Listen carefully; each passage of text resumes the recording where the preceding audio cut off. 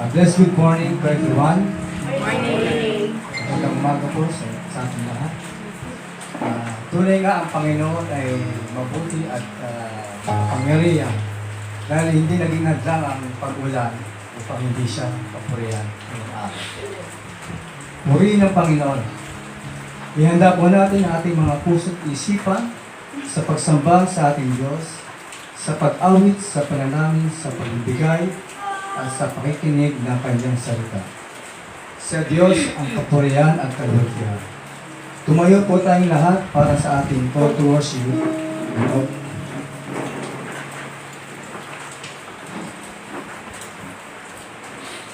Awit 121.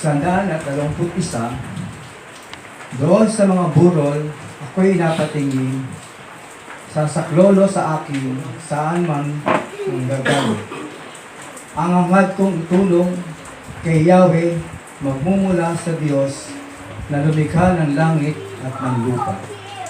Di niya ako hayaang mabuwal, siya'y di matutulog. Ako'y babantayan ang tagapagtanggol ng bayang Israel. Hindi natutulog at palaging gising. Si Yahweh ang ating tagapag-ingat, lagi nasa piling upang magsanggalang. Di ka maaano sa init ng araw, kung gabi ay di ka sasaktan ng buwan. Si Yahweh ay siyang sa iyo'y mag-iingat. Sa mga panganib, ika'y liligtas. Si Yahweh siyang sa iyo'y mag-iingat, saan man naroon, ika'y iingatan. Di ka maano kahit sa kailan. Tayo po'y manalangin. Salamat po, Panginoon, sa mga taong naririto. At sabay-sabay po kami nagpupuri at nagpapasalamat sa araw na ito. Maraming salamat po sa buhay at kalakasan na inyong pinagkaloob sa amin. Patawarin niyo kami sa mga bagay na di kalulugod-lugod na aming nagagawa. Ito po ay sa salita, sa isip at sa gawa. Tinataas namin po ang gawain ngayong araw nito sa pangalan ni Jesus na aming tagapagligtas. Amen. Inaanyahan ko po ang lahat upang umawit ng papuri at pagsamba sa ating Panginoon sa pangunguna po ng ating kapatid na si Brother AJ Alfaro. Sabay-sabay po tayong itaas ang pangalan ng Diyos.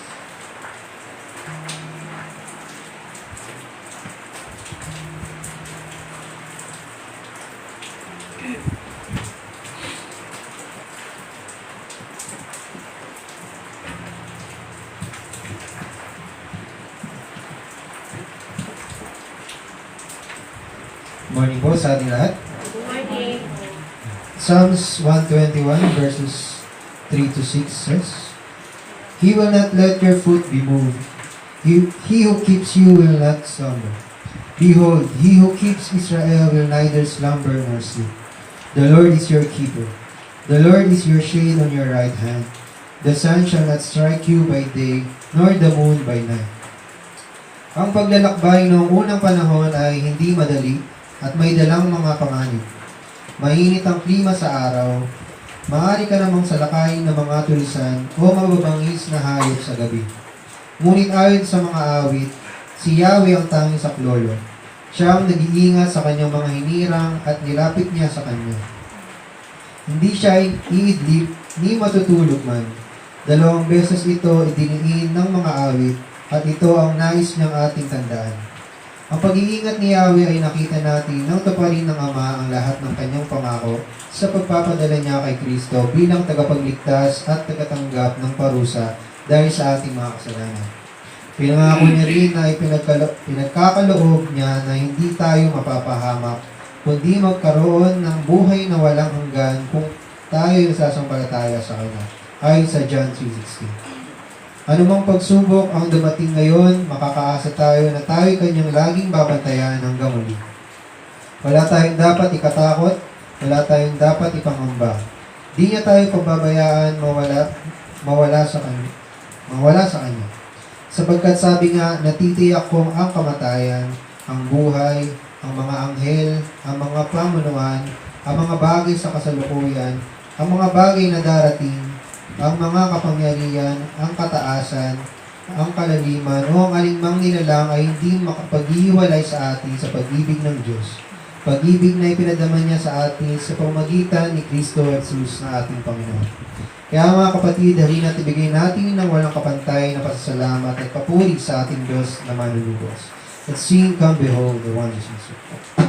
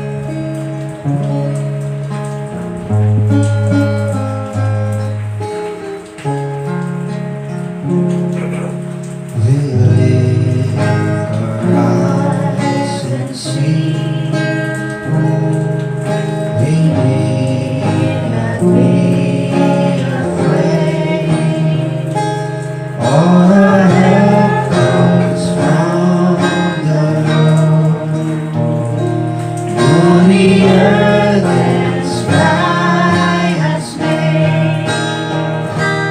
He will keep us from all evil, behind us and before. He will sustain us through this journey, from now and evermore.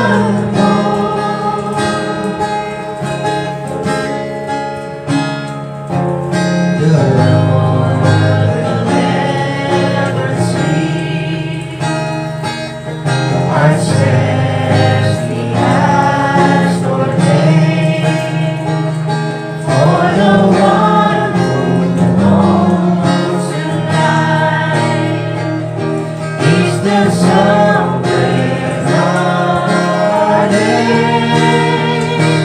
He will keep us from all evil, behind us and before. He will sustain us through this journey, from now and evermore. He will keep us.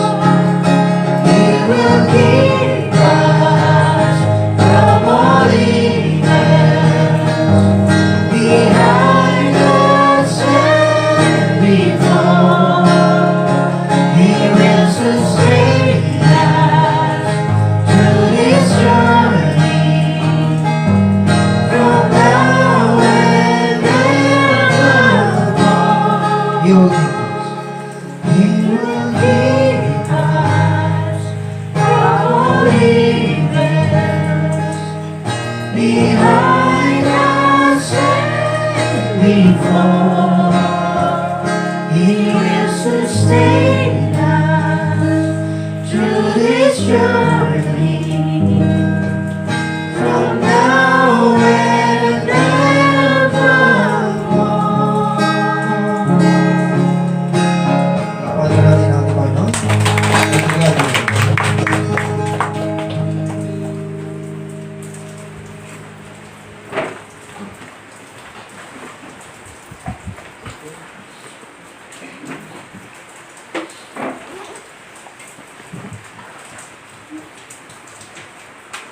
Okay. Wonderful songs, wonderful song. Ngayon naman ay dadako po tayo sa ating pananalangin. So, pitik po natin ang ating mga mata. Tutulog tayo sa ating Panginoon. Let's pray. Loving Heavenly Father, we thank you once again for giving us another day so we can come into your presence as one family, as one body in Christ. Thank you, Panginoon, for your grace that has sustained us this past week. And we are once again here, dear Lord, by your grace. You have gathered us. And so we bless you, we praise you for who you are and all that you have done for us.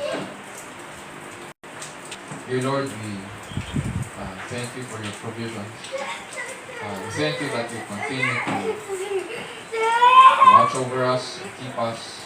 We thank you, Panginoon, for the good weather. Although medyo maulan, salamat, Panginoon, dahil this is a brief respite sa the warmer months. So, the cool weather, the lower temperatures are something, dear Lord, that brings us joy. So, even now, dear Lord, in spite of the low Wi-Fi signals and the different distractions, Panginoon, we are still thankful that we can worship you and bless you. Grant, dear Lord, today that as we come to you, give us focus. Grant us, dear Lord, the desire to learn from you. And we pray, dear Lord, that as we come into your presence with singing and with joy in our hearts, We pray, dear Lord, that you would also enable us to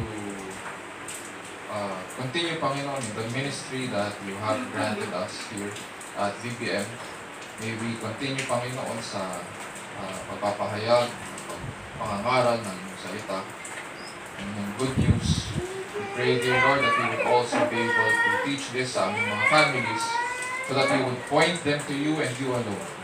And in doing so, dear Lord, we pray that they would be equipped in also training, Panginoon, the members of their families in your presence. And as they grow in your name, we pray, dear Lord, that may your name alone, dear Lord, be magnified among your people. And you alone, dear Lord, would be blessed. Dear Lord, we also pray that as we serve our community, grant, dear Lord, that we would all, wherever you place us in our different lines of work at sa vocation, may we be a living testimony of the goodness and kindness that we have received from you. And so may our mouths, dear Lord, be ready to speak and teach about Christ. And in so doing, we pray, Panginoon, that the hearts of men would be opened and that their eyes would be able to see the truth. That you alone are God, and you alone are Savior, and you alone are worthy to be praised. Dear Lord, we also remember our country, the Philippines, at ang aming mga leaders. We understand, Panginoon, that they are not only servants of the people, but ultimately they are your servants, whom you have placed in positions of authority. And so grant, dear Lord, that they would exercise wisdom and integrity as they dispose of their duties. We pray, Panginoon, on our part as citizens, as Christians. We pray, dear Lord, that it would be seen, Panginoon, on us the fruit of the Spirit. Even though we may not agree sa lahat ng decisions ng aming mga leaders, nevertheless, dear Lord, we ask for patience. We ask, dear Lord, for wisdom. And at the same time, dear Lord, as we wait on you, we pray that you would also watch over our leaders and help them na ma-fulfill yung mga plans and programs, yung mga policies nila as they lead our nation, Panginoon, through this crisis. For in the end, dear Lord, we are content because we know that you are on your throne. And you rule above all powers and thrones and all authority. For you created all things. And all things move and have their being because of you. And so grant us, dear Lord, to sleep soundly at night. Grant us, dear Lord, to wait on you as you move in history, even as we wait for your return.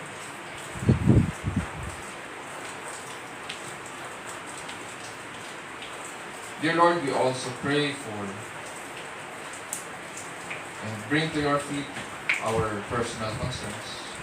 We thank you, dear Lord, that you continue to provide for our needs. That we are able to enjoy the work of our hands. That through this, dear Lord, we are able to give glory to you. At the same time, dear Lord, we seek that you would equip us also spiritually, so that we may be able to teach, Panginoon, our families what it means to be called by the name of the one who first loved us and gave himself up for us. And so grant, dear Lord, that we would continue to walk in faith in accordance to your word. As you equip us, dear Lord, in every good deed, we ask that you would grant us as well to train our children, families, Panginoon, in the saving knowledge of our Lord Jesus Christ. And in doing so, we pray, dear Lord, that all generations will hear and understand the wonderful things you have done for your people.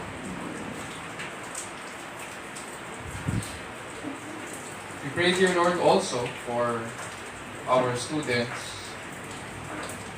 We ask, Panginoon, that you would grant them wisdom sa kanilang pag-aaral. Meron silang mga requirements na kailangan i-pass this week, and may they do so. Ganun din kung kailangan nilang kung may mga pinaghahandaan silang mga exams, then dear Lord, we pray that they will be able to pass these with flying colors also. And for those students, Panginoon, na naghahanda para sa panibagong school year, we ask, dear Lord, that you would also allow them to enjoy this brief time. They can break from their classes, and at the same time, we pray, dear Lord, that you would grant them to look forward also and plan and organize, Panginoon, yung mga kailangan, mga bagay-bagay para sa panibagong academic year. And so we also pray for those of us who continue to work outside of our homes. We pray for protection, guidance. We pray, dear Lord, that you would lead us safely back at the end of the day. And so we thank you, Panginoon, for your grace, that for your goodness and mercy that continues to follow us each day. We pray, dear Lord, that as you do so, and in our different vocations, may we be reminded, Panginoon, each time that you have called us not only to be to excel, Panginoon, in the different fields that you have placed us in, but that ultimately a life of excellence is what you have called us to. Indeed, because you are God, our Father in heaven, are holy. So we pray, dear Lord, that you would grant us, dear Lord, to follow you in a life of holiness and truth.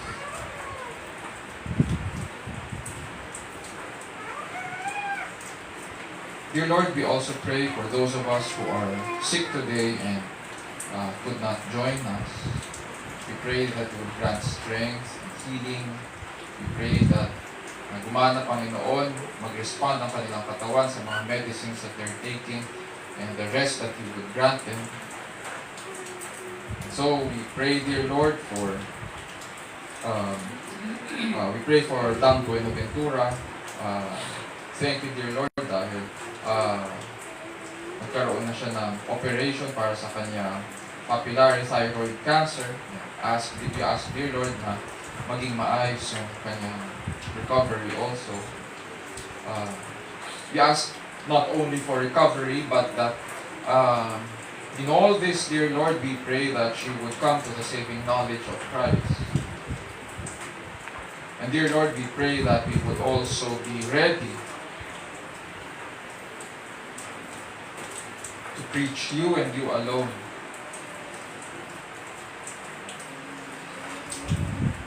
During these times, we also pray, dear Lord, for Ate Luz, sa kanyang shortness of breath. We pray, dear Lord, that mag-respond rin siya sa medicines At the same time, dear Lord, because we understand that you have redeemed our bodies also, may we be mindful also in committing to a life of wellness so that we would be able to manage, Panginoon, yung mga conditions namin na maayos. Ganun din po sa iba sa amin, Panginoon, na may mga allergies or may mga pre-existing conditions like diabetes or may high blood. We pray, dear Lord, that you would help us na even as we take supplements at saka mga maintenance medicines, we ask, dear Lord, that we would also watch our lifestyle. And in the end, may we do these things, dear Lord, for your glory. We also pray for Cheryl sa kanyang ear infection at saka yung sore throat niya. We ask that you would touch her with your healing hands and grant her rest during this time and she would get well. We also pray, dear Lord, for those of us na merong mga commitments yung sa project namin na Kuya Owen. We pray that as we present later, nawang grant us wisdom in the things that we would be saying. We pray that you would also open the heart of the client and we would at the same time, Panginoon, as we reach out to one another, we pray na maging maayos yung usapan and we would come to an agreement later. We also pray, dear Lord, for Josette sa kanyang safe travel on Tuesday from Kuwait to Manila. We ask, dear Lord, that you would watch over the airline personnel. We pray that you would guide her safely so that she could come back home, Panginoon, even as her parents and her family, dear Lord, are expectant sa kanyang pag-uwi. Dear Lord, today as we approach your word, we also ask for your wisdom as we listen to you. May you teach us, grant us the desire to study your word, to appreciate it. And as we do so, Panginoon, we ask that you would speak to us. Open our eyes to your majesty. Grant us ears that would hear, Panginoon, your call. And as we respond, Panginoon, we pray that you would change us and we would be changed. And so we thank you, dear Lord, for your word. This we pray in Jesus' name, our Lord and Savior. And all God's people will say, Amen. Amen. Amen.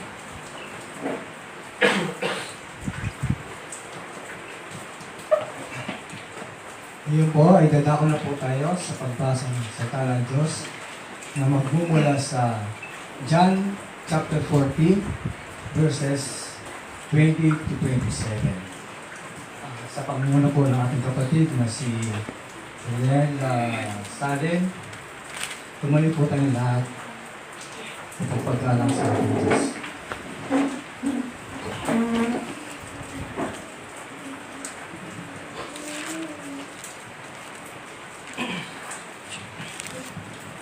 John 14 verse 20 to 27.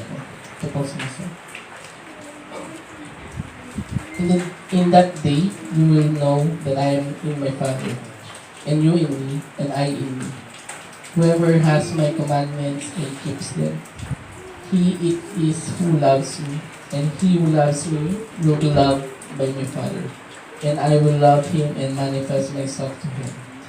Judas, not Iscariot, said to him, Lord, how is it that you will manifest yourself to us and not to the world? Jesus answered him, If anyone loves me, he will keep my word, and my Father will love him, and we will come to him and make our home with him.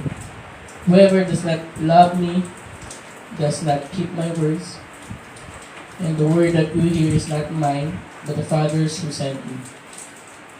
These things I have spoken to you while I am still with you. But the Helper, the Holy Spirit, whom the Father will send in my name, He will teach you all things and bring to your remembrance all that I have said to you. Peace I leave with you, my peace I give to you.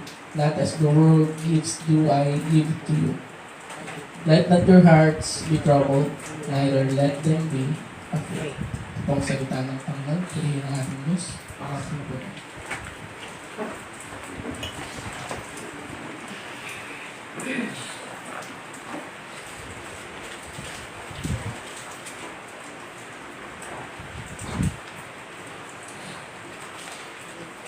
Tunay nga ang Panginoon ay mabuti. Ang salita ng Diyos ay katotohanan at ito ay kanyang kinasiyan. Nagtuturo ito ng katotohanan tungkol sa ating Diyos. At ito rin ay nagsasaway at nagtutuwid sa bawat isa. Sinasanay tayo nito kung paano ang matuwid na pamumuhay ayon sa kanyang kalooban at kung paano ang tamang pagsamba sa tunay at nag-iisang Diyos. Ayon po yan sa 2 Timothy chapter 3 verses 16 to 17.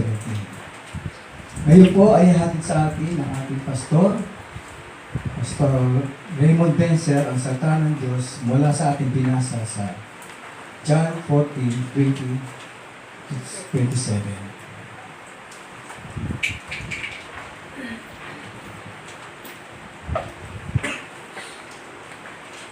Okay, good morning po. Good morning. So, umagang ito, pag-aaralan po natin, parang magta-transition actually tayo bilang closing sa ating pag-aaral ng nature ng salita ng Diyos. Today, we will look at the ministry of the Word at saka in relation doon sa ministry ng Diyos. Hayaan niyo naman pong basahin po yung passage natin, yung scripture natin for this morning. This time naman po sa Tagalog. So John chapter 14 verses 20 to 27. Verses 20 to 27. At ganito po ang sinasabi. Malalaman ninyo sa araw na iyon na ako'y sumasa Ama, kayo'y sumasa akin, at ako'y sumasa inyo. Ang tumatanggap sa mga utos ko at tumutupad nito ang siyang umiibig sa akin.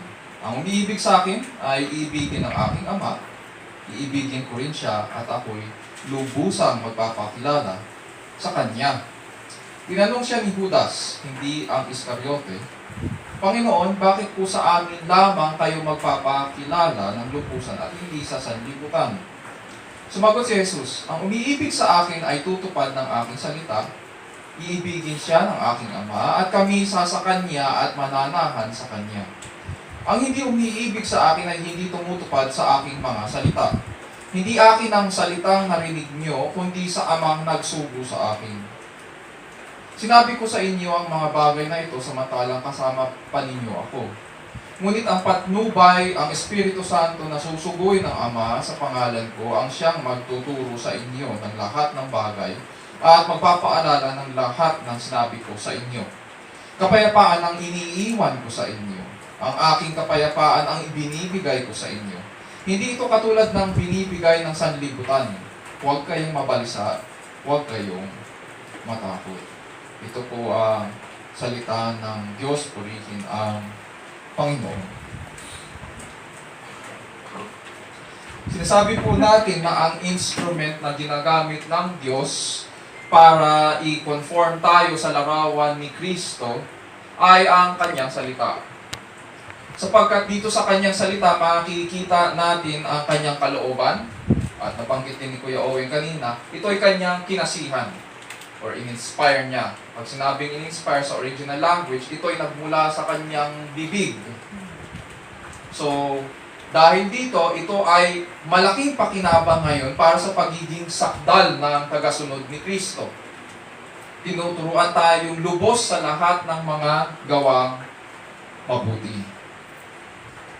Ang tawag po sa ministry ng Holy Spirit na ito, na kung saan binubuksan niya ang ating mga isipan, binubuksan niya ang ating mga mata para makita ang katotohanan sa kanyang salita, ay tinatawag na illumination. Hindi po ito inspiration. Pag sinabing inspiration or kinasihan niya ang kanyang salita, ito po ang, pag sinabing inspiration, it refers doon sa ginagawa nung panahon ng mga apostol, nung sinusulat nila ang mga aklat. At ang inspiration ay tumigil na nung panahon nila. Nung natapos ang Bible, natapos na rin ang inspiration. Ang tawag sa gawain ngayon ng Banal na Espiritu na kung saan na binubuksan niya ang ating mga mata para maunawaan ang kanyang salita ay tinatawag na illumination. At the same time, habang nagmi-minister sa atin ang Banal na Espiritu, may realities din tayo na kailangang maintindihan sa paglago. Alam po natin na ang proseso ng paglago ay hindi madali. Madalas maglalaban ang ating kalooban at saka ang kalooban ng Diyos. Hindi lang yon. Sa pagsunod sa Diyos, may kasamang pighati, may kasamang pagtitiis. Habang nananatili tayo sa kanyang salita. And so, dahil ganito ang ating nararanasan sa buhay Kristiyano, kailangan din tayong ingatan ng Diyos.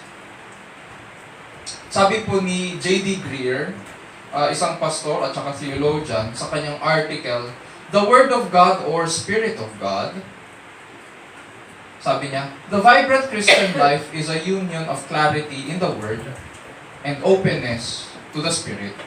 If we seek the Spirit of God apart from the Word of God, our faith will end in shipwreck. But in the same way, if you seek to obey the Word apart from the power of the Spirit, not only will your spiritual life be lifeless and dull, you'll also miss out on the help God wants to give you and the most exciting things He has planned for you.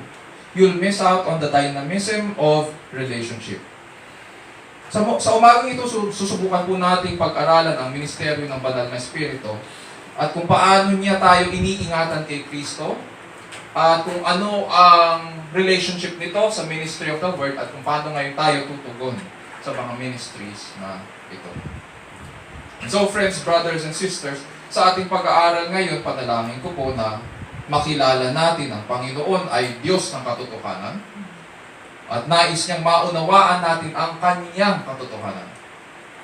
Nawa matutuhan po nating tumugon sa Kanyang ministry ng may pagpapakumbaba at paghahanda na tanggapin ang Kanyang salita sa ating buhay. Sa ganitong paraan, makakapagpatuloy tayo sa maayos na pamumuhay at pagsasamba sa harapan po ng Diyos para po sa ilalim ng kapangyarihan ng Diyos at para po sa kalwalhatian ng ating dakilang Diyos.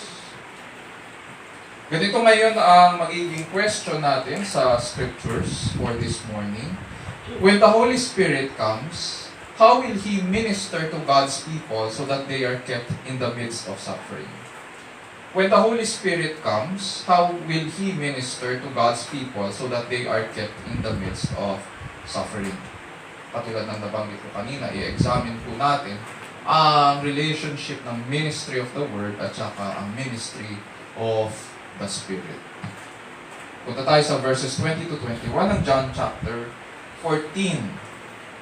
Dito sa aklat ni John, si Apostle John or John the Beloved po ang sumulat ng The Gospel according to John. At ayon kay Irenaeus, si Irenaeus po ay disciple ni Polycarp. Si Polycarp naman ay disciple ni Apostle John. So, we have a record ngayon na sinasabi ngayon ni Irenaeus na sinulat daw ito ni Apostle John nung siya ay nasa Ephesus sa Asia Minor. Modern day Turkey yun. And sumulat siya sapagkat nais niyang palakasin ang loob ng mga Ephesian Christians.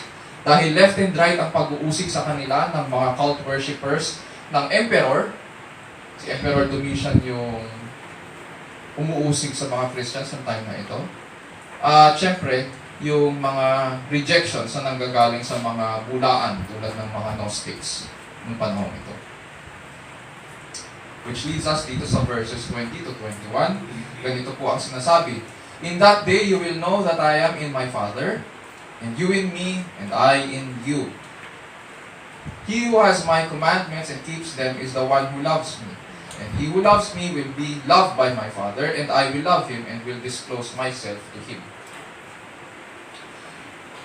Dito sa verses 20 and 21, tanong lang, madali bang intindihin? Yung sinasabi ni Jesus Christ na, in that day you will know that I am in my Father, and you in me, and I in you. Madali po ba? Yung iba yes, yung iba hindi.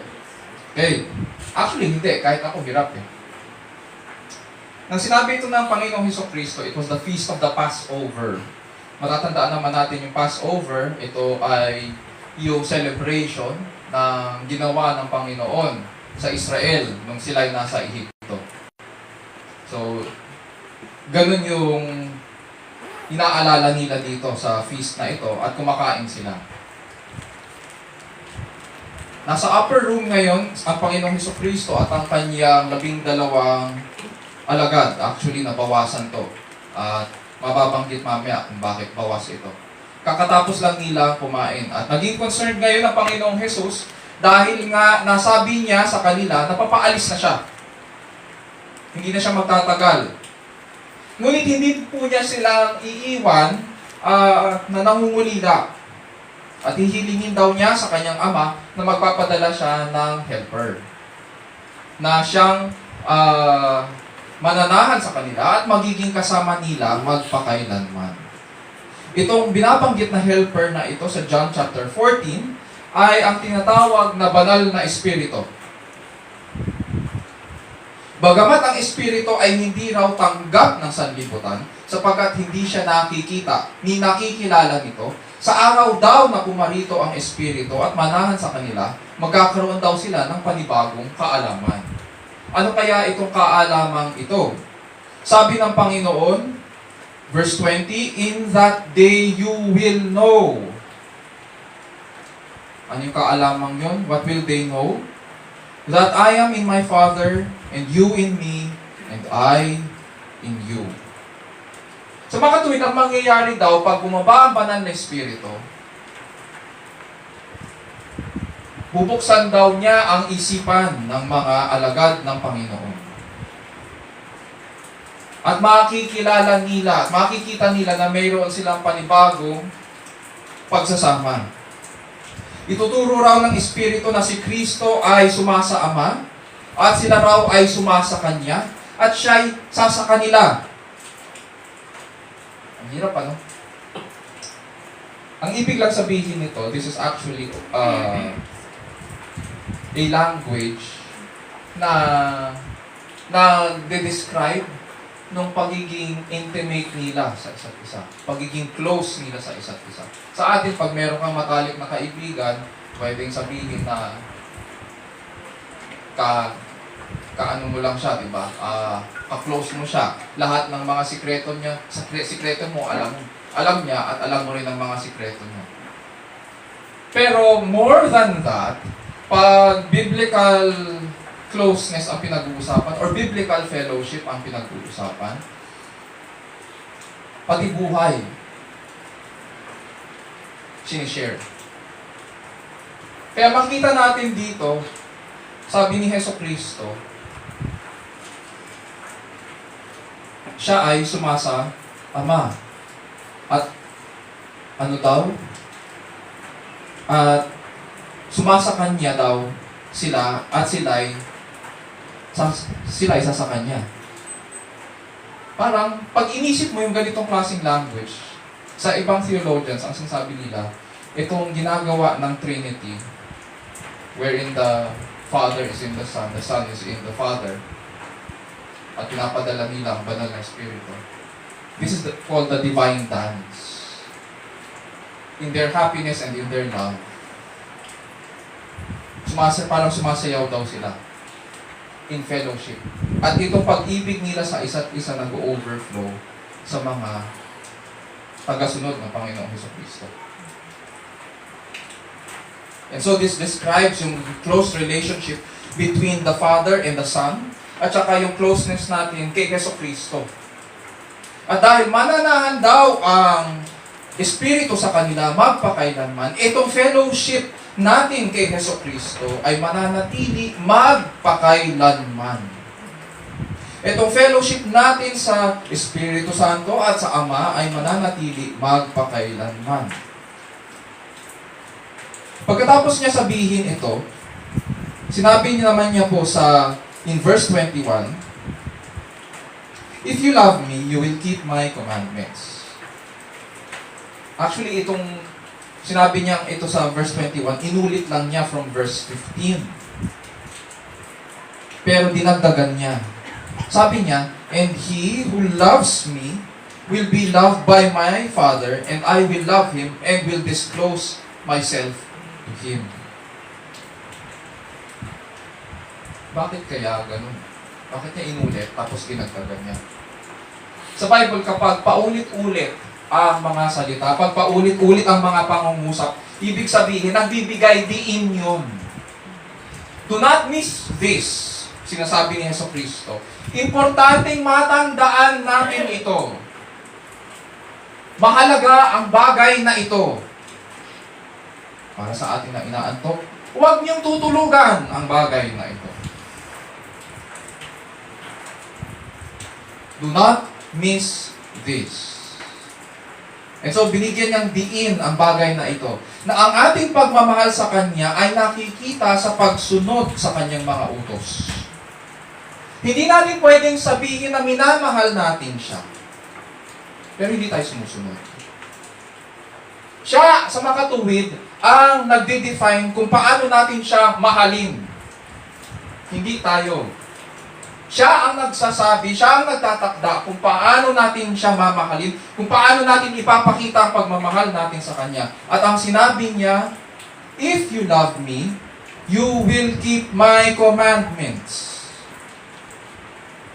Ganun natin siya mamahalin by keeping His commandments. At ano daw ang ano nito, sabi niya? Ano ang magiging bunga nito?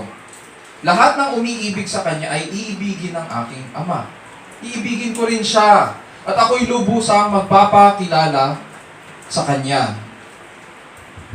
Does this mean now na nauuna ang pag-ibig natin o na nauuna tayong magmahal sa Diyos kaysa siya ang naunang magmahal sa atin? Baka ganun kasi ang lumalabas sa ating isipan na hindi tayo mahal ng Diyos pero kailangan natin siyang mahalin. Hindi po. Hindi ganun yun.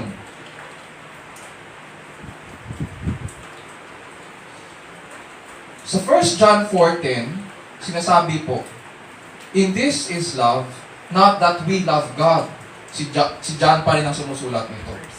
"In this is love, not that we love God, but that He loved us and sent His Son to be a propitiation for us." Sa Tagalog, ang sinasabing propitiation, siya ay kasiyasiyang handog. Kinandog niya ang kanyang sarili at sa pamamagitan ng kanyang paghahandog ay nasiyahan ang Ama alang-alang kay Kristo. Nasiyahan ang Ama. And so, sino ang naunang umibig? Ang Diyos ang naunang umibig.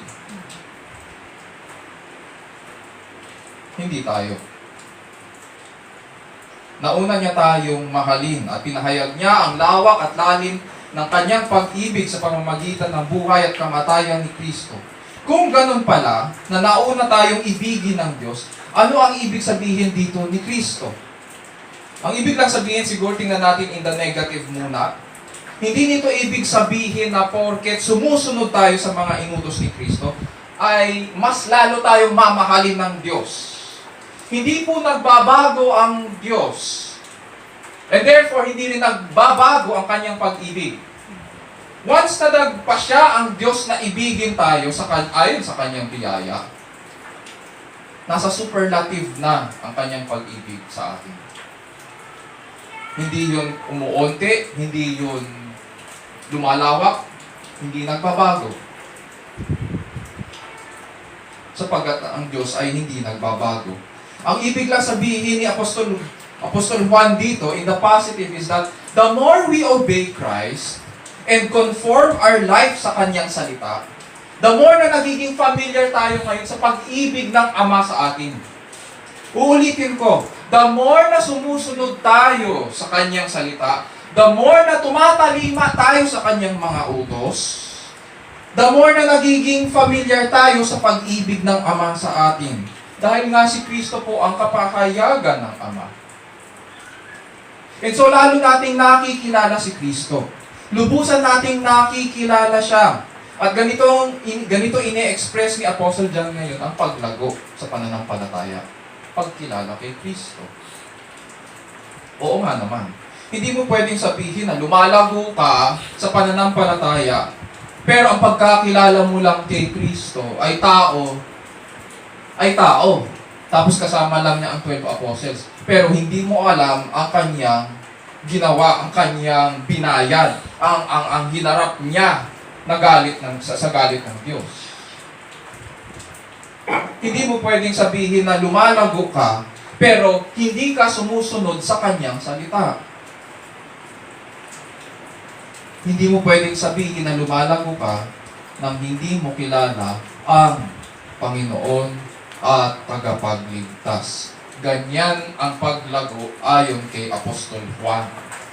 Yan yung language of growing in the faith according to John. And so dito sa verses 20 to 21, ito ang first point natin. When the Spirit comes, He will reveal our intimate relationship with the Holy Trinity. He will reveal our intimate relationship with the Holy Trinity. Sabi nga ni Kristo, you will know that I am in my Father, and you in me, and I in you. May fellowship ang believers sa Father, Son, and the Spirit. Punta tayo sa verses 22 to 24. Judas, not Iscariot, said to him, Lord, what then has happened, that you are going to disclose yourself to us and not to the world? Jesus answered and said to him, if anyone loves me, he will keep my word, and my Father will love him, and he will come to him and make our abode with him. Third time na inulit ito ng Panginoong Jesucristo. Itong, if anyone loves me, he will keep my word, or obey my commandments, yung mga ganun. So, pangatlong beses na niyang inulit. 24, he who does not love me, ito yung negative, he who does not love me does not keep my words, and the word which you hear is not mine, but the Father's who sent me. By this time, habang nagdidiskusyon sila, nagtatanong sila, wala na po si Judas Iscariote. Or sa Tagalog, Judas. So, nakaalis na po siya para ipagkanulo ang Panginoon. Pagkatapos nilang kumain, matatandaan natin yung account, sabi ng Panginoon, kung kanino ko ibibigay itong tinapay na ito, pagkatapos ko isawsaw sa aking saro, siya ang magkakanulo sa akin. So, sinawsaw niya, binigay niya kay Judas. Tapos sinabi niya kay Judas, magmadali ka, gawin mo na ang dapat mong gawin. So by this time, wala na si Judas. Etong Judas or Jude, or mas kilalang Saint Jude or Thaddeus, ibang apostle to, syempre. Tawagin na lang natin siyang Jude or Thaddeus. Sa ibang Gospels, ganun ang tawag sa kanya. Tinanong niya ang Panginoon, Lord, what then has happened that you are going to disclose yourself to us, but not to the world? So dito, tinatanong ni Jude, anong nangyari? Bakit sa amin lang, pero hindi sa mundo? Hindi niya maintindihan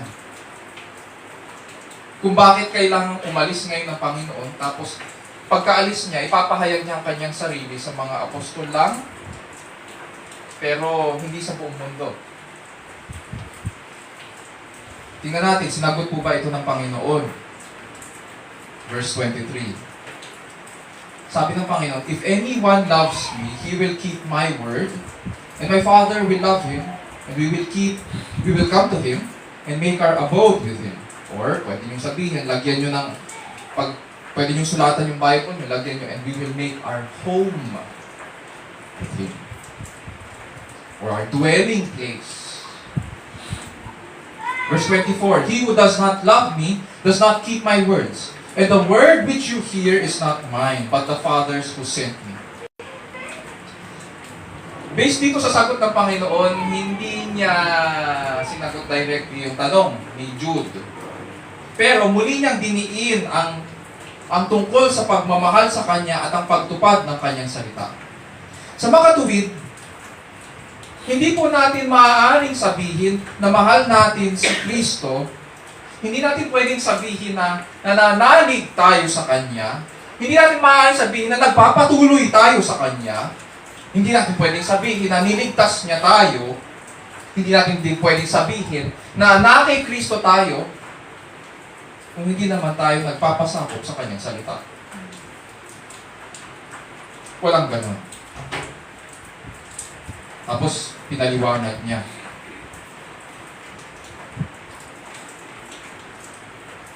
My Father will love him, and we will come to him, and make our abode with him. Tulad ng banal na espiritu na bababa at mananahan sa kanila, sa bawat believer, ganun din daw ang Ama at Anak. Kami sa Kanya at mananahan sa Kanya. Diyan muna tayo. Pastor, akala ko ba banal na espiritu lang ang sa atin? Sabi ni Kristo, hindi. We will come to Him. I and the Father will come to Him, and we will make our abode with Him. Diyan muna tayo. Nakasanayan kasi natin na pag hindi hinihimay-himay, sasabihin lang, mag-pray ka, humiling ka na patawarin ka sa kasalanan, at bababa ang banal na espiritu at siya ang mananahan sa iyo. Tama yun. But at the same time, pag tinignan natin itong mga verses na ito, sinasabi ng Panginoong Jesus, ganito kalalim, at ganito kalawak, ganito kaganda ang fellowship natin sa Diyos. Siya ang bababa.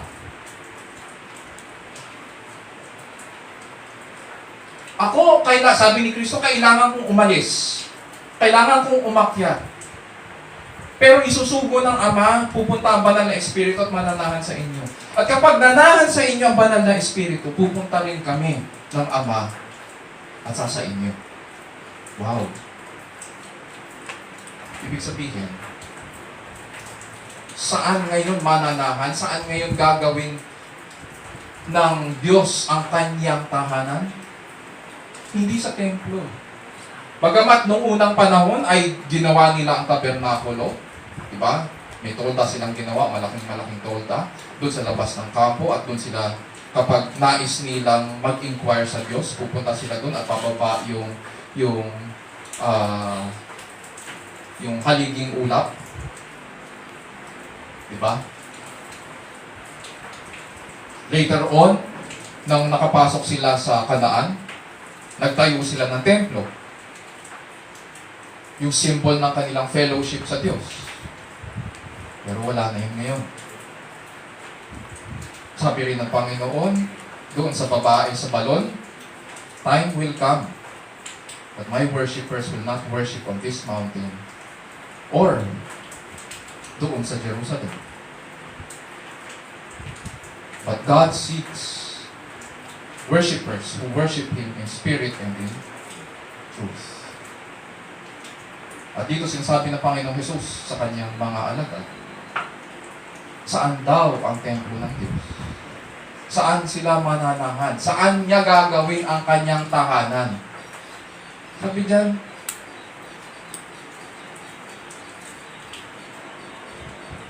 pupunta kami sa Kanya at dyan kami mananahan. kami sa Kanya at mananahan sa Kanya. Ibig sabihin, ganito ngayon. Kailangan umalis si Kristo so that the Father, the Son, and the Spirit would make their dwelling place, so that God would make His dwelling place or home in the hearts of His people. Asan ngayon ang dwelling place ng Diyos? It is correct dahil ang Diyos ay hindi naka-quantify. It is correct to say na ang Diyos ay outside of creation. But at the same time, dahil hindi siya naka-quantify, God also chose to live in the hearts of His people. At napakagandang pangako ito. Sapagkat nang simulan ng Panginoong Jesus, itong chapter 14, sinabi po niya, ano yung unang-unang sinabi niya? Do not let your hearts be troubled. Believe in God, believe also in me. Why? Why should they not be troubled? Sabi ni Jesus kasi, aalis ako at pag alis ko, in my Father's house are many dwelling places. If it were not so, I would have told you. For I go to prepare a place for you. I go to prepare a dwelling place for you. But here dito sa verse 23 and 24, because the Father, Son, and Spirit made their dwelling place in the hearts of the redeemed, we are assured that God would never leave us nor forsake us. Iingatan niya tayo hanggang huli. May sinabi po si Dr. Thomas Constable, isang pastor at saka theologian din, sa kanyang commentary on John 14. Sabi niya po, magandang isulat din ito, salvation means we are going to heaven. But submission, at in the context of this verse, submission to Christ's commandments means that heaven comes to us. Salvation means we are going to heaven. But submission means that heaven comes to us. Hindi mo rin pwedeng sabihin na may salvation ka pero wala kang submission. There is a relationship between those two. At yun yung sinasabi dito ni Kristo. Ngayon, paano naman dun daw sa mundo? Sabi ni Kristo, wala ako sa kanila. Wala ang presensya ko sa kanila. Paano niya in-express yun? Sabi niya, hindi nila ako mahal. Sapagkat, hindi nila tinutupad ang aking salita. Tapos pinugtong niya, hindi po salita yun, kundi salita ng Ama na nagsugo sa akin. Nagbigay ng assessment si Kristo. Ito ang hatol ng Ama. At kita ng Ama ang lahat ng nangyayari sa lupa. Kilala ng Ama kung sino ang kay Kristo, kung sino ang binigay niya kay Kristo. At kita niya rin kung sino ang ayaw sa kanyang anak.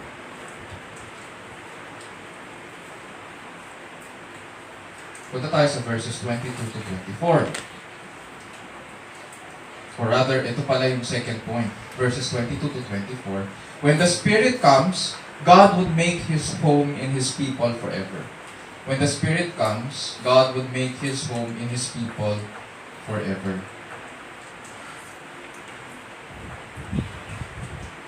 And so dahil kay Kristo, we have a much better fellowship with God. Sabi nga niya, kami pasasakan niya at siya ay gagawin naming aming tahanan. Punta tayo sa verses 25 to 27. Dito sa section na ito, Jesus tells them about another wonderful work of the Spirit. Sabi diyan, these things I have spoken to you while abiding with you.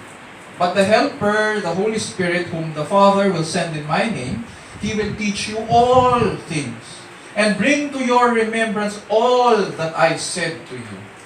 Peace I leave with you, my peace I give to you, not as the world gives do I give to you. Do not let your heart be troubled, nor let it be fearful. Bigla ko na lang natandaan yung kultura natin na kapag binibigay ito, peace be with you, peace be with you, peace be with you. Minsan ayaw pang ibigay, diba?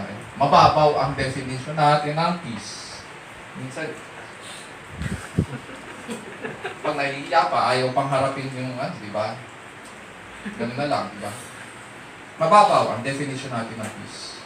Pero, dito, sa plano ng Diyos, sinasabi dito ni Kristo na concerned siya na kapag umalis siya, ang kanyang mga tupa ay dapat na manatili sa kanya. Dapat may paghuhugutan sila ng lakas. Saan nila gagawin yun? Paano nila gagawin yun? Saan sila huhugot ng pag-asa? Sa mga panahon na sila ay nanghihina.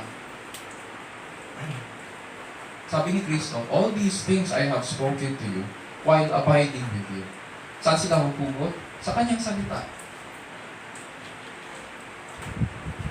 Hindi sila huhugot kung saan-saan. Alam ni Kristo na kailangan ng mga apostol, and then later on, lahat ng mga mananampalataya at nagmamahal sa Kanya sa lahat ng salinlahi. Alam niya na kailangan nila ng patnubay, alam niya na kailangan natin ng magpapaalala sa atin ukol sa Kanyang salita. Kaya ang sabi niya, susuguin raw ng Ama ang banal na Espiritu sa pangalan niya. Diyan muna tayo. Sa makatuwid, ang trabaho ng banal na Espiritu ay ipakilala sa atin si Kristo. Kaya nga, He will send in my name the Helper. Hindi trabaho ng banal na Espiritu, katulad ng sinasabi ng iba, na ang banal na Espiritu daw, kailangan turuan ka na mag-speaking ng kung ano-ano, kung ano-anong lingwahe. O magwawala ka at gugulong-gulong ka sa sahig para kang sinapian. Hindi po trabaho yun ng banal na Espiritu. Ang unang-unang job responsibility ng banal na Espiritu ay ipakilala si Kristo. Ngayon, kung sinasabi ng mga iba na banal na Espiritu daw yun, ang tanong dyan, bakit hindi mo kilala si Kristo? Bakit hindi mo pinapahayag si Kristo? Kung banal na Espiritu pala yan. Bakit yung buhay mo ay malayong-malayo kay Kristo? Kung banal na Espiritu yan. Sabi dyan, susuguin ng Ama ang banal na Espiritu sa pangalan ko. At ano daw? Ang ministry ng banal na Espiritu para manatili tayo sa Kanya. Sabi dyan, He will teach you all things and bring to your remembrance all that I said to you. Alam ni Kristo kasi na marupok tayo. Matukso lang ng konti, makakalimutan na natin ang Kanyang salita. Masaktan lang tayo, tampururot na tayo. Ay, ayoko. Nasaktan ako eh. Hindi na ako magsisimba. Ay, sinabihan ako ng isang leader dyan eh. Ayoko na. Nasaktan ako eh. Ayoko na. Kumatalikod na. Ay, sinabihan ako ng office mate ko. Ayoko na gan sa BBM. Ganun tayo eh. Alam ni Yeso Kristo, kilala niya tayo. Kaya ang sabi niya, ang isusugo ng aking Ama sa aking pangalan ay magtuturo sa inyo. Ituturo niya sa inyo ang lahat ng bagay na itinuro ko. Sa mga tuwid, itong Espiritu ay ituturo tayo kay Kristo para doon tayo nakatingin sa Kanya. Doon tayo papunta. Hindi siya lilihis sa mga pinahayag ni Kristo. Hindi siya magtuturo ng panibago. Hindi siya lilihis sa nakasulat dito. Ang ministry niya ay mahigpit na nakatali sa kanyang salita. Walang bago sa kanyang ituturo. Noong pinag-aralan po natin ang kasaysayan ng kaligtasan, matatandaan po natin na may pinangako po ang Panginoon sa Israel, sa katigasan ng ulo nito. Dahil nung panahong ito, ng mga propeta, matatandaan natin, si Israel o si Samaria ay hinagis ng Panginoon sa Assyria. Diba? Yung Northern Kingdom. Yung Southern Kingdom ng Judah ay hinatulan ng Diyos at tinapon sa Babylonia. So nawala sila sa Kanaan. May mga mangilan-ngilan na natira doon. Pero ang buong bayan, wala. Na-exile sila. At sabi ni Prophet Jeremiah, dumating ang salita ng Panginoon sa kanya. Sabi niya, ganito ang pinapangako ng Diyos. This was 600 years before nabuhay si Jesucristo. At sinabi ng Diyos kay Jeremiah, ganito daw ang pahayag ng Diyos kung ano ang kanyang gagawin sa mga araw na yun. Jeremiah 31:33-34, ito po ang tinatawag na New Covenant. At sabi ng Diyos, ito yung kanyang pinapangako, this is the covenant which I will make with the house of Israel after those days, declares the Lord. I will put my law within them, and on their heart I will write it. What will He write? Yung law in their hearts. And I will be their God, and they shall be my people. They will not teach again, each man his neighbor and each man his brother, saying, know the Lord, for they will all know me, from the least of them to the greatest of them, declares the Lord. Itong panahon na binabanggit ni Kristo sa pagbaba ng banal na Espiritu, ito po yung panahon hinihintay nila dito sa Jeremiah. Ito ang hinihintay ng mga Old Testament saints. Ang panahon na Diyos na po ang maglalagay ng kanyang kautusan sa ating mga puso para maintindihan natin at matandaan natin ang kanyang salita sa mga oras na tayo'y naglulupay-pay. So, ano itong panahon ito? Ito rin yung panahon natin. Na Diyos ang nagtuturo. Siya ang naglalagay ng kanyang salita sa ating mga puso. Sa oras na tayo naglulupay-pay at nagugulong naman. Siya ang nagtuturo sa atin. Siya ang nagdadirect sa atin. In summary, so verses 20-21, when the Spirit comes, He will reveal our intimate relationship with the Holy Trinity. Number 2, verses 22-24, when the Spirit comes, God would make His home in His people forever. At dito sa verses 25-27, when the Spirit comes, He will teach us all the things that Christ taught in His Word. When the Spirit comes, He will teach us all the things that Christ taught in His Word. Mga kapatid, ang bawat tipan noong unang panahon ay nakabatay po sa mga pangako. Pag sinabing pangako, kailangan tuparin. Pag nangako ka, kailangan mo tuparin. At para matupad ang mga pangako, kailangan itong lagdaan sa pamamagitan ng dugo. Buhay ang kapalit kapag sinira ang tipan. Buhay ang kapalit nun. Hindi ka maaaring magkaroon ng ugnayan kung walang tipan.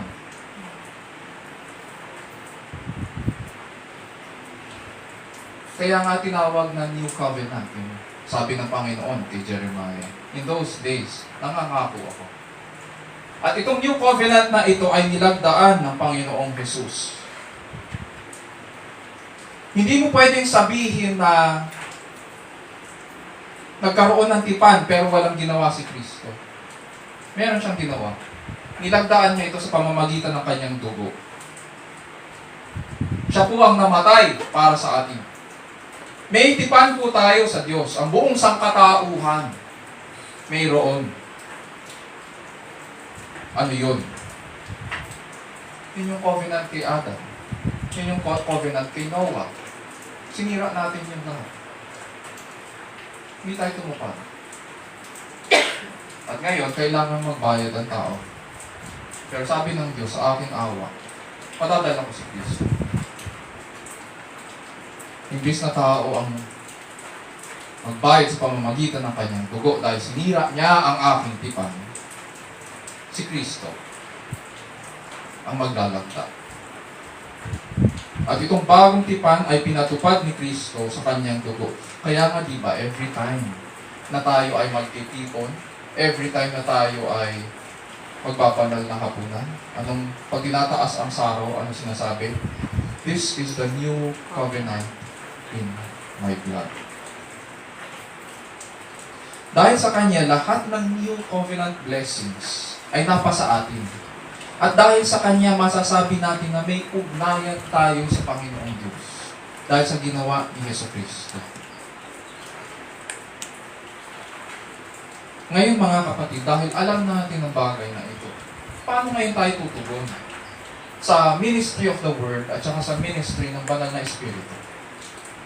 Number 1, alam naman natin na hindi madaling pag-aralan ang banal na kasulatan. Ngunit huwag tayong panghinaan ng loob dahil lang nahihirapan tayo. Meron bang madali sa buhay na ito? Wala. Walang madali sa buhay na ito. Hindi ibig sabihin na mahirap, ibig sabihin, magpapabaya na tayo. Bahagi po ng ating pag-aaral ang pananalangin at paghihintay sa Panginoon. Dahil tayo ay nagpapakababa sa salita ng Diyos, dahil tayo po ay nagpapasakop sa Kanyang salita at nais din natin lumago sa pananampalataya, kailangan matuto tayong magpatuloy hanggang sa maunawaan natin ang mga prinsipyo ni Kristo. Hindi pwedeng, hindi ko ito naiintindihan, ayoko nang basahin ito. Tinanong ko kayo kanina, ang ating passage ba ay madaling maintindihan? Hindi ang sagot nyo. Pero ngayon, nasa katapusan na tayo ng pag-aaral. Hindi ibig sabihin na porket mahirap ay imposible. Kailangan matuto tayong magpatuloy hanggang sa maunawaan natin ang mga prinsipyo ni Kristo. Unfortunately, ang iba sa atin, or most of us, iniisip natin na ang karunungan ni Kristo o ang pag-unawa sa Kanyang mga salita ay nakakamit sa pamamagitan ng magic. Akala natin okay lang sa atin o sige, pag binuklat ko to, isang basa lang, okay na. Maintindihan na natin, hindi po ganun yun. Kami sa Bible School noon natatandaan, ang isa sa mga exercises na pinapagawa sa amin ng mga teacher namin, para maintindihan namin ang salita ng Diyos. Para maintindihan namin ang isang aklat na sinulat, kailangan basahin namin ito ng 10 beses. Sa isang linggo.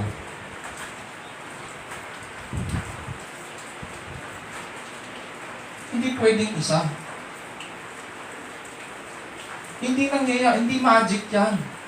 Yung paggawa ng banal na espiritu sa buhay natin para maunawaan natin at makilala natin si Kristo ay hindi one time, big time. Ang illumination ay hindi nangyayari ng isang upuan lang. Para lumago ka, kailangan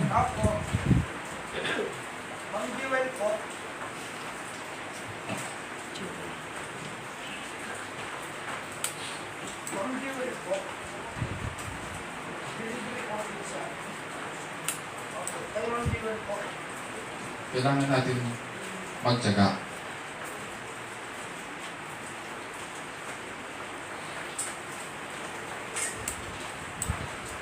Worse, yung iba sa atin, iniisip, akala nila na magiging marunong sila kung wala silang gagawin. Wala pong mangyayari kung wala kayong gagawin. Walang mangyayari sa'yo kung ang Bible mo ay hindi mo binubuklat.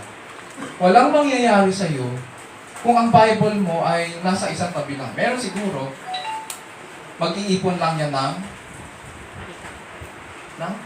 alikabok. Yun ang mangyayari doon. Pero sa'yo, walang pakinabang yun. And so, mahalaga ang pag-aaral. Ang ministry ng banal na espiritu ay may kinalaman din sa pag-aaral natin. And we can only learn what is pleasing and true sa Panginoon when we seek in prayer to understand His will and when we strive to know and obey the commands Christ has taught us. Ganon ang pagkilos ng banal na espiritu. Hindi magic.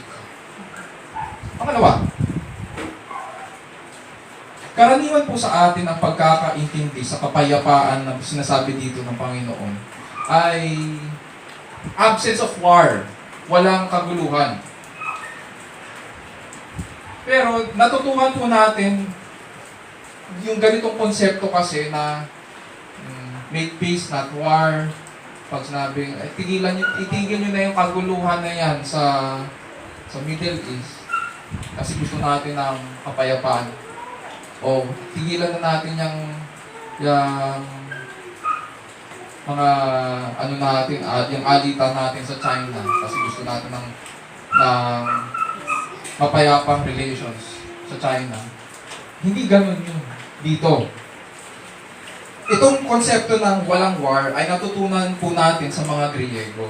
Ngunit sa Bible, ang salitang ginamit dito na peace ay give you ng Panginoon. Itong peace na ito ay salitang shalom. Salitang shalom. Marinig natin yung ibang mga Christians ginagamit ang salitang ito.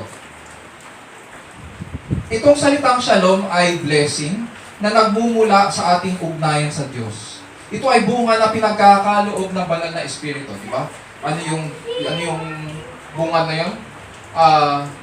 Love, joy, peace, patience, gentleness, goodness, kindness, faithfulness, self-control. Against such there is no law. So, pinagkakalob ito ng Diyos sa mga may ugnayan sa Kanya. So when Jesus says, peace I leave with you, my peace I give to you, not as the world gives, do I give to you. Do not let your hearts be troubled, nor let it be fearful. Sinasabi po niya na mayroon siyang kapayapaan, bagamat marami siyang kailangang pagtiisan sa mga darating na araw. Sinasabi rin ng iba na ito ay farewell greeting niya. Pero may kinalaman ito sa hindi kahit kapayapaan sa mundo, kundi binibigay niya itong kapayapaan niya, binibigay niya sa kanyang mga alagad sa pamamagitan ng kanyang salita. Sa pamamagitan ng kanyang mga iniwang salita sa kanila. Para meron siyang baon sa pagharap nila sa kanilang mga pagsubok. Alam nila na si Kristo ay mamamatay kasi ilang beses niya sinabi sa kanila. Pero sabi niya, my peace I give to you. I do not give as the world gives. And so, alam nila na haharapin niya ang hatol ng Diyos sa sangkatauhan. At binibigay niya ito sa kanila sapagkat alam niya na may pagdadaanan din sila. Ngayon, anong application dito? Lahat po ng tao naghahanap ng kapayapaan. Ngunit hindi natin ito nakakamit sa pamamagitan ng sariling lakas o tiwala sa sarili. Uulitin ko. Hindi ito nakikita sa pamamagitan ng sariling lakas o tiwala sa sarili. Mga payo minsan ng mga psychologists. Magtiwala ka lang sa sarili mo, wala ka kasi magtiwala sa sarili mo. Kahit na magtiwala ka sa sarili mo, hindi mo makikita ang kapayapaan dyan dahil hindi ka nga perpekto eh. Tapos maghahanap ka pa sa sarili mo. Eh ano makikita mo sa sarili mo kundi kasalanan? Kabulukan, kabuktutan, katiwalian. Pero sabi ni Kristo, my peace I give to you. Or, sa original language, the peace that belongs to me, I give to you.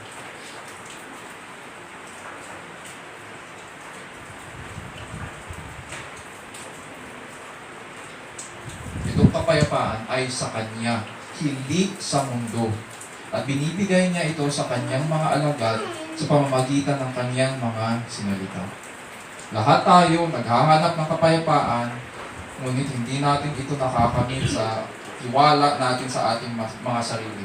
At mas lalong hindi natin ito nakikita o makakamtan sa mga distractions o sa entertainment.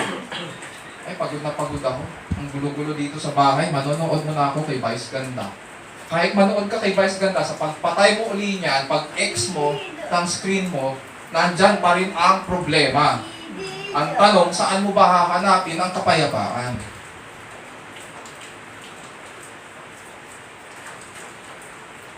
Para magkaroon ka ng tunay na kapayapaan, kailangan mong maintindihan na unang-una, kailangan mahal mo ang Diyos. At sa Kanya ka lang aasa. Sabi ni Jesus, if anyone loves me, he will keep my word. Pangatlo, nang isulat po ni Apostol Juan ang Gospel according to John, panahon po ito ng pag-usig. At kaliwat kanan ang pag-usig at maling turo na lumalaganap sa mga Christian communities na pinaglilingkuran niya. And for his part, nais ni Apostle John na bigyan sila ng assurance na ang tamang tugon kay Kristo sa panahong ganito ay manatili sa turo ni Kristo.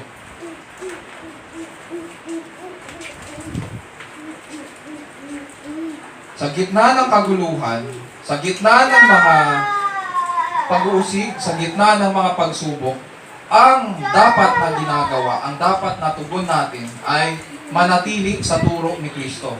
Nakakapagtaka po na mayroong iba na nagsasabi na sila raw ay puspos ng Espiritu Santo, ngunit nagtuturo ng lihis sa salita ni Kristo at nagpapalaganap ng mga bagong katuruan.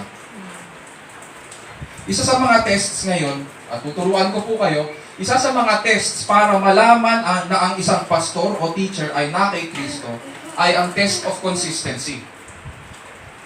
Ang mga turo ba niya ay mga turo ni Kristo? Kasi kung siya ay na kay Kristo, ibig sabihin, sumasa kanya ang banal na Espiritu. At kung sumasa kanya ang banal na Espiritu, ibig sabihin, ang kanyang tinuturo, ang kanyang pinapangaral, ay consistent sa salita. Hindi tayo nadadala sa mga magagandang salita. Hindi bagong turo. And therefore, huwag po tayong papayag na tumayo sa harapan ang isang ayaw magpasakop sa kanyang salita. Baka iniisip niyo, Pastor, aalis na po ba kayo? Kasi nung sinabi ito ni Jesucristo, paalis na siya. Hindi po. Hinahanda ko po kayo at sa bawat generation, ang bawat pastor, kailangang ihanda ang church sa mga panahon na dumating ang mga bulaan.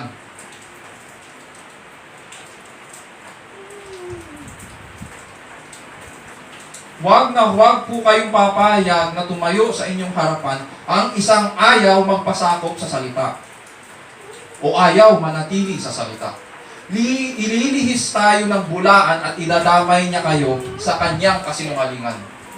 Wala silang malasakit din sa inyong kaluluwa kung kayo'y malihis at mapahamak. Therefore, ganito ang dapat nating tandaan. Para maiwasan ang panlilinlang, dapat dumating po tayo sa panambahan ng nakahanda rin. Kasi sigurado nakahanda ang mga bulaan. Nakahanda silang manlinlang. Paglabas mo dyan, ang mundo nanlilinlang na nga eh.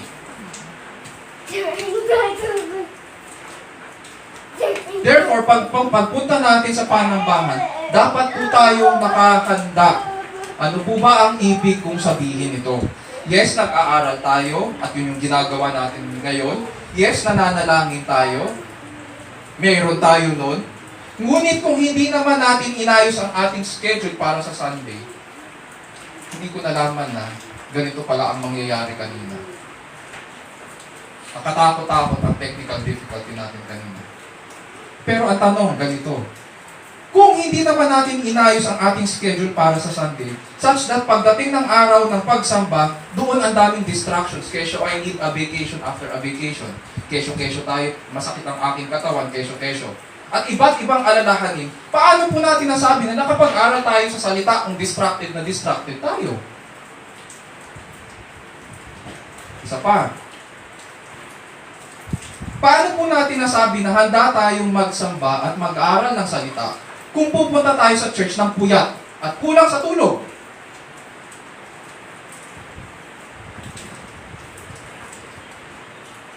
Lahat ng oras from Monday hanggang Saturday, binigay sa atin ng Panginoon para sa ating sarili. At ang sinabi niya, sa akin ang araw na ito. Ipangilin niyo ang ikapitong araw sa akin. Tapos, yung kaisa-isang araw na yun, hindi pa natin paghahandaan. Pero yung buong Monday hanggang Saturday, binigay niya sa atin at nag-provide siya para sa atin, pinagpala tayo. Tapos yung kaisa-isang araw na hinihiling niya sa sangkatauhan, hindi natin maibigay sa Kanya. Paano natin ngayon maipagtatanggol ang iglesia laban sa maling katuruan kung sa mga panahon na dapat tayo ay nag-aaral, hindi tayo nag-aaral kundi tulog?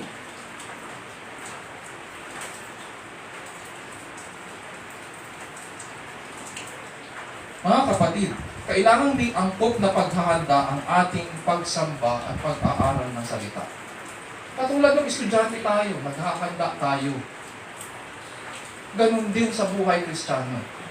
Naghahanda po tayo. Especially sa pag-aaral. Ang ministry of the Word ay closely related po sa ministry of the Holy Spirit. When the Spirit teaches God's people, He will point us to our Lord Christ.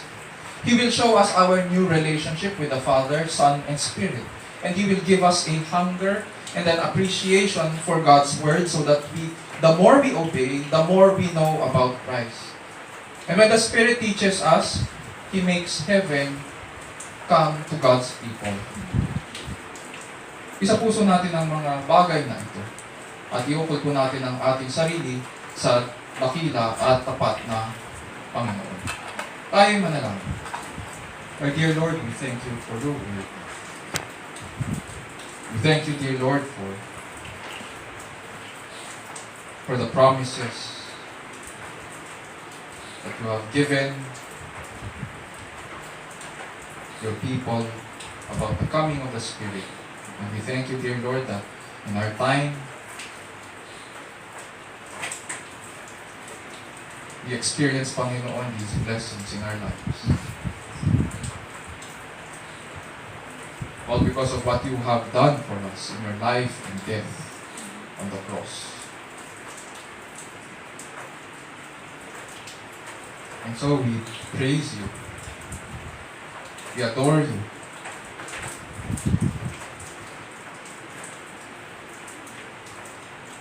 With gratitude in our hearts, we bless you for all that you have done.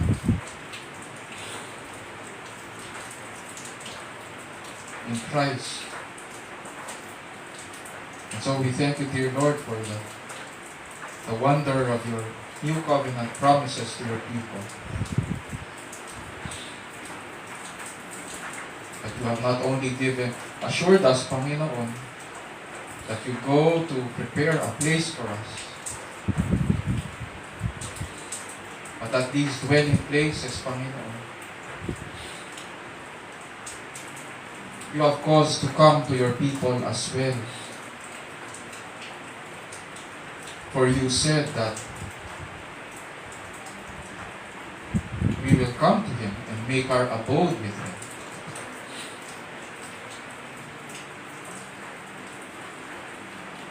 You have made heaven to come to us.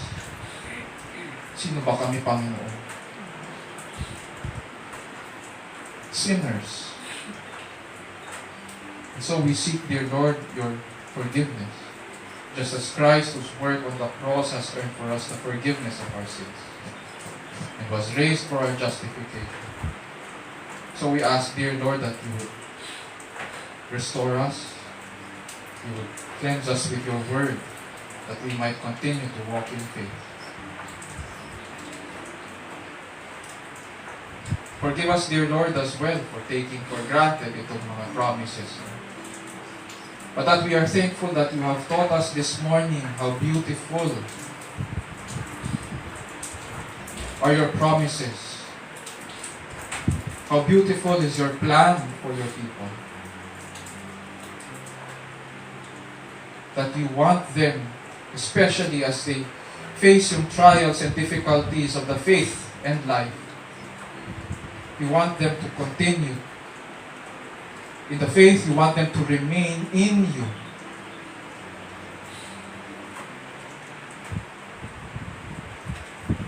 So we are thankful.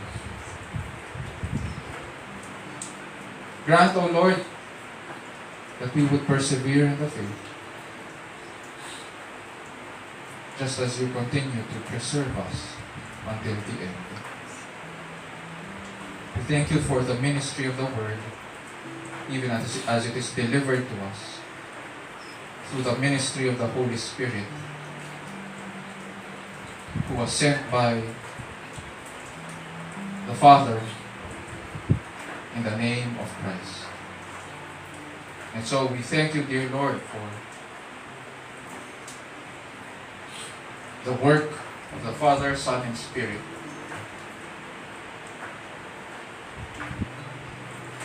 in redeeming God's people. And this we pray in Jesus' name, our Lord and Savior. And all of God's people will say, Amen. Amen.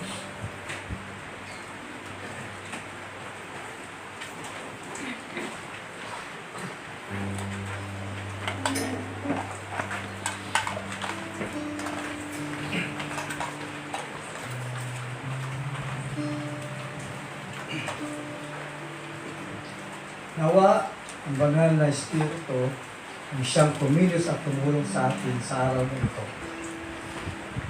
upang makita natin ang kagandahan at katakilaan ng kanyang salita, ang Ebanghelyo ng ating Diyos at tagapagligtas na si Yesu Cristo. Ngayon po ay dadako po tayo sa tithes and offering.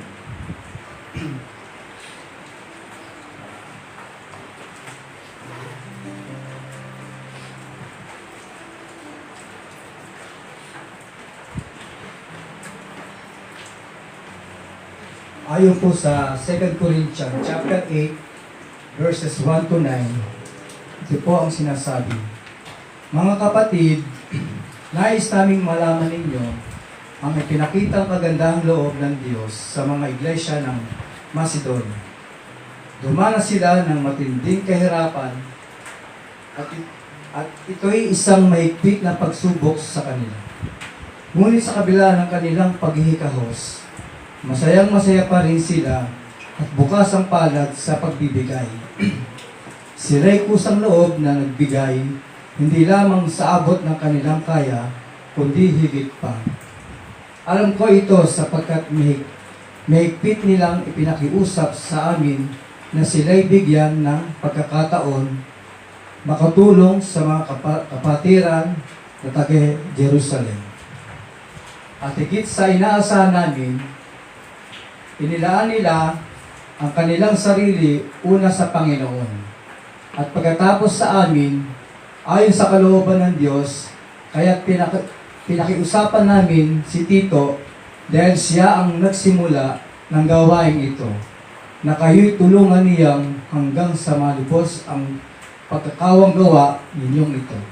Subalit habang kayo'y sumasagana sa pananampalataya, sa pagpapahayag, sa kaalaman, sa kasipagan at sa inyong pag-ibig sa amin, sikapin din ninyong manguna sa pagkawang gawa. Hindi na inuutusan ko kayo, sinasabi ko lamang sa inyo ang ginagawang pagtulong ng iba upang masubok ang katapatan ng inyong pag-ibig. Hindi kala sa inyo ang kagandahang loob ng ating Panginoong Jesucristo. Kahit na mayaman, naging mahirap, siya upang mapayaman kayo sa pamagitan ng kanyang pagiging mahirap.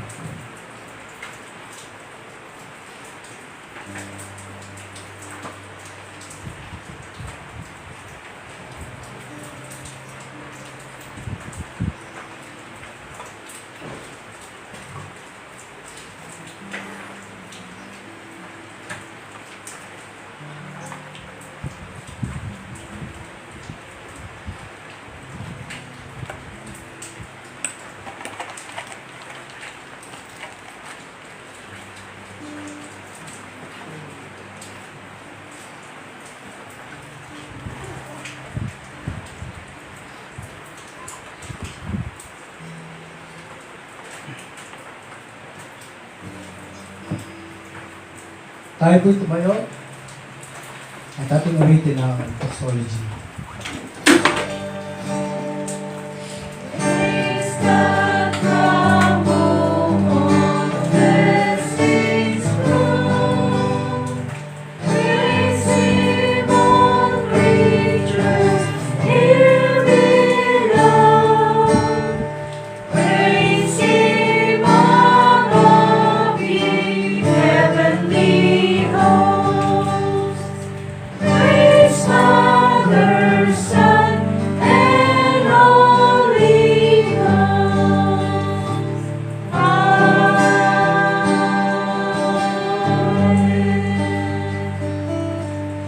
Ay pimanalangin. O Diyos naming banal, kami po ay lumalapit sa inyo upang magpasalamat sa mga biyayang aming natatanggap. At patuloy po namin ibinabahagi, ito po ay gagamitin namin sa mga pangangailangan ng aming iglesia. Basbasan niyo po ang mga nasa kanilang katahanan at bigyan ng kalakasan. Ito po ang samot dalangin sa pangalan ni Jesus, na aming tagapagligtas. Amen.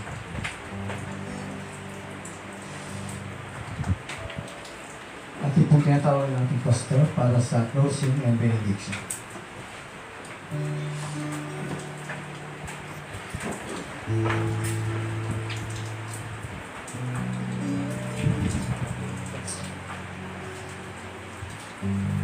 Mga kapatid, purihin po natin ang ating Panginoon at tanggapin ang kanyang pagpapala.